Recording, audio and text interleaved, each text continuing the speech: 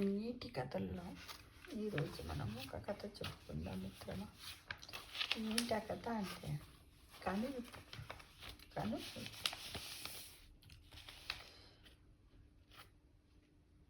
చిన్నాపురంలో నివసించే రంగయ్యకు ఇద్దరు కొడుకులు అన్నమాట.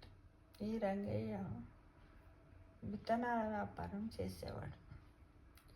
నాణ్యమైన విత్తనాలను సరఫరా చేసి మంచి పేరు సంపాదించాడు. ఆయన పెద్ద కొడుకు పేరు ప్రసాద్. తండ్రి బాటలో నడుస్తూ అందరి మన్ననలు పొందేవాడు. అంటే అతను కూడా విత్తనాల వ్యాపారమే చేసేవాడు అన్నమాట. ఎవరు? ప్రసాద్ నడిపే విత్తనాల షాపులో చుట్టుపక్కల గ్రామాల రైతులందరూ విత్తనాలు కొనుగోలు చేసేవారు. రైతులకు నాణ్యమైన విత్తనాలు మాత్రమే అందించేవాడు ప్రసాద్. అలా చక్కటి పేరు ప్రతిష్టలు పొందాడు. మంచి విత్తనాలు ఇవ్వడం వల్ల చక్కటి దిగుబడి కూడా వచ్చిందనమాట.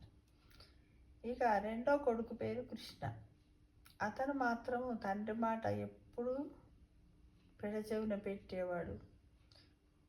అలా ఎలాంటి వ్యాపారం చేసేవాడు కాదు. కానీ అతనికి ఏంటంటే ఒకటే రోజులో బాగా డబ్బులు సంపాదించాలి అంటారు కదా కొద్దిమంది, భూమి మీద కూర్చొని ఇప్పుడే ఆకాశానికి ఎదగాలన్నంత ఆశ ఉంటుందని. అలానే ఈ కృష్ణకు ఉండేదన్నమాట. ధనవంతుడు అయిపోవాలనే భావనతో గాలికి తిరుగుతుండేవాడు. అటు ఇటు ఇటు అటు తిరుగుతుండేవాడు. అయితే ఏమనుకున్నాడు, పెద్దోడు పర్వాలేదు, తల్లిదండ్రులు ఏమనుకుంటారు, వాళ్ళకు ఉన్నటువంటి సంతానం ఇద్దరు కూడా బుద్ధిమంతులు కావాలి, కొద్దో గొప్ప కొంచెం ఇద్దరు ఒకే రకంగా కాకుండా కొంచెం ఎక్కువ తక్కువలైనా పర్వాలేదు కానీ వాళ్ళకు బతుకు తెరువు అనేది చూపించాలని తల్లిదండ్రుల ఆశ అన్నమాట. ప్రతి తల్లిదండ్రులైనా అలానే ఆశపడతారు. అందుకే ఈ రంగయ్య ఏం చేశాడు, తను ఉన్నప్పుడే ఏదో ఒక ఆధారం చూపించాలన్న ఉద్దేశంతో కొంత డబ్బు సమకూర్చి చిన్న కొడుకు కూడా విత్తనాల వ్యాపారం పెట్టించిండు అనమాట. అయితే దుకాణంలో తండ్రి ఉన్నప్పుడు మంచి విత్తనాలు అమ్ముతూ, తండ్రి లేనప్పుడు కల్తీ విత్తనాలు అమ్మేవాడు కృష్ణ. అయితే మొట్టమొదటి షాపు పెద్ద కొడుకు, తర్వాత కూడా మళ్ళొక షాపు పెట్టి అప్పుడప్పుడు షాపులో ఉంటుండేవాడు రంగయ్య. ఎక్కువ మట్టుకు కొడుకునే చూసుకోమని చెప్పేవాడు అనమాట. తండ్రి ఉన్నప్పుడు మంచి విత్తనాలు అమ్ముతూ, తండ్రి లేనప్పుడు కల్తీ విత్తనాలు అమ్మేవాడు. ఎవరు? కృష్ణ. వీడు ఎందుకంటే వీడు చాలా అది కదా. అయితే ఒకరోజు రైతులందరూ వచ్చి ఈ విషయం రంగయ్యకు చెప్పిరనమాట, చెవున వేశారు. ఊర్లో సంపాదించుకున్న మంచి పేరు పోతుందన్న బాధతో ఒకరోజు ఇద్దరు కొడుకులను పిలిచి, నేను మీకు కొన్ని విత్తనాలు ఇస్తాను, ఇద్దరికి చెరో ఎకరం భూమి ఇస్తాను, ఎవరు ఎక్కువ పంటను పండిస్తే వారికి నా దగ్గర ఉన్న మిగిలిన 8 ఎకరాల భూమిని వాళ్ళకే రాసిస్తాం అని అన్నాడు అనమాట. తండ్రి ఇచ్చిన విత్తనం అయితే సరే అని ఇద్దరు ఒప్పుకున్నారు. సరే అని తండ్రి ఇచ్చిన విత్తనాలతో ఇద్దరు కొడుకులు పంట సాగు చేశారు. విత్తనాలు మొలకెత్తిన దగ్గర నుంచి పంటకు చేతికొచ్చే వరకు కూడా పెద్ద కొడుకు రేయింబగళ్ళు చాలా శ్రద్ధగా చక్కగా చేసుకుంటూ వచ్చేవాడు. పెద్ద కొడుకు పొలంలో విత్తనాలు కూడా చాలా బాగా మొలకెత్తి మంచి దిగుబడి వచ్చింది. కానీ చిన్న కొడుకు పొలంలో విత్తనాలు మొలకలే సరిగా రాలేదు. ఎందుకంటే చిన్న కొడుకు అమ్మే కల్తీ విత్తనాలనే తెలియకుండా ఇచ్చాడు రంగయ్య అతనికి.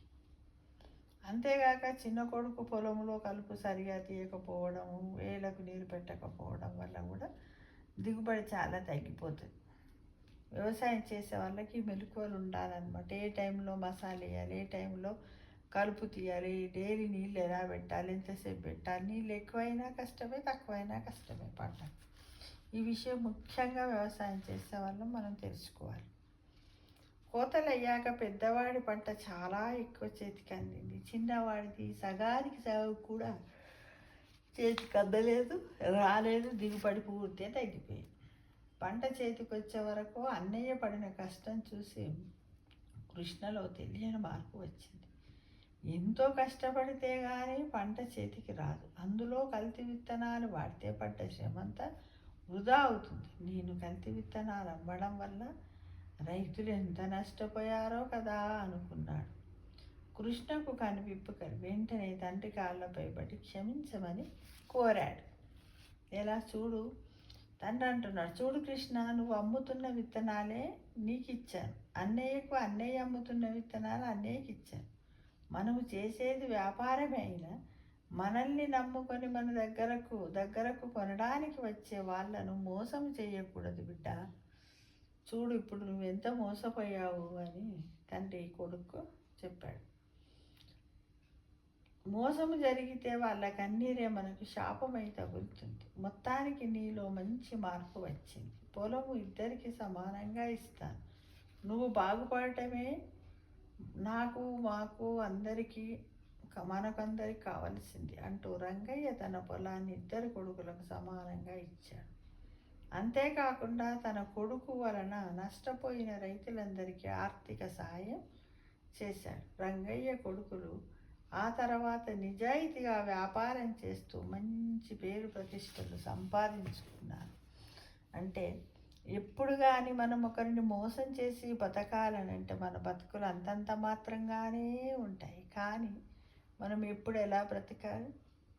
ఎవరిని మోసం చేయకూడదు, నిజాయితీగా ఉండాలి. మనం చేసే పనిలో అంటే ఉద్యోగం చేసిన, వ్యాపారం చేసిన, ఏదైనా ధర్మబద్ధంగానే ఎవ్వరు చూస్తలేరు కదా అని ఇలా చేస్తే అది ఎప్పటికో ఒకసారి మనకు తిరిగి వస్తుంది. పెద్దలు చెప్తారు కదా, నువ్వు ఏది చేస్తే నీకు అదే వస్తుంది రా. నువ్వు మంచి చేస్తే మంచి వస్తుంది, చెడు చేస్తే చెడు వస్తుంది.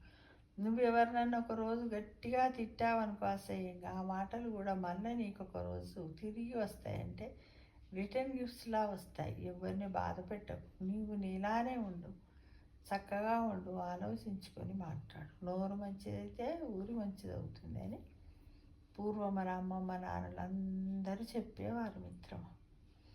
అవునంటారా కాదంటారా చెప్పండి.